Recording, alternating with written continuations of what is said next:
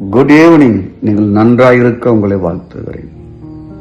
நீதிமொழி 20:13 சொல்லுகிறது, தூக்கத்தை விரும்பாதே, விரும்பினால் தரித்திரன் ஆவாய். அப்படி என்றால் என்ன?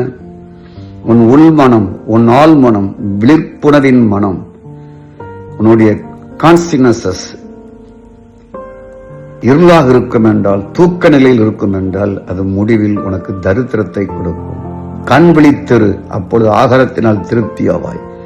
உன் விழிப்புணர்வு கண் விழிப்போடு இருக்கும் என்றால், உணர்வின் தன்மை விழிப்போடு இருக்கும் என்றால், சகலவற்றிலையும் திருப்தியாவாய்.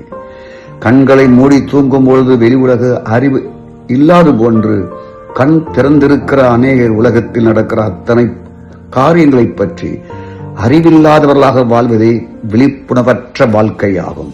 இதனுடைய முடிவு தரித்திரம். தூங்கும் போது கவனம் இருக்காது. ஆனால் மனிதன் நடமாடுகிறவனாய் வாழ்ந்து கொண்டு கவன சிதறோடு வாழுகிறான். தனக்குள்ளே தனக்கு வெளியே நடக்கிற தீமையை பற்றி கவலைப்படுவது கிடையாது. அழிக்கின்ற பாவங்களை பற்றி கவலை கிடையாது. எல்லா பொய்த்தனங்களை பற்றி கவலை கிடையாது. தன்னை அழிக்க விரும்பி செய்கிற செயலை பற்றி கவலை கிடையாது. இயந்திரம் போன்று தவறுகளை செய்கிற எந்த ஒரு மனுஷனும் விழிப்புணர்வற்றவனாய் அவன் வாழுகிறான். ஆகவே தூக்க நிலையில் இருக்கிற இவன் தரித்திர நிலை அடைவான். விழித்திருக்கிற ஒரு மனிதன் ஆசீர்வதிக்கப்பட்டவனாய் செழிக்கப்பட்டவனாய் வாழ்வான். விழித்திருங்கள், ஆசீர்வாதம் கதவை தட்டும், செழிப்பு உங்களை நோக்கி வரும். God bless you. நாளை சந்திப்போம்.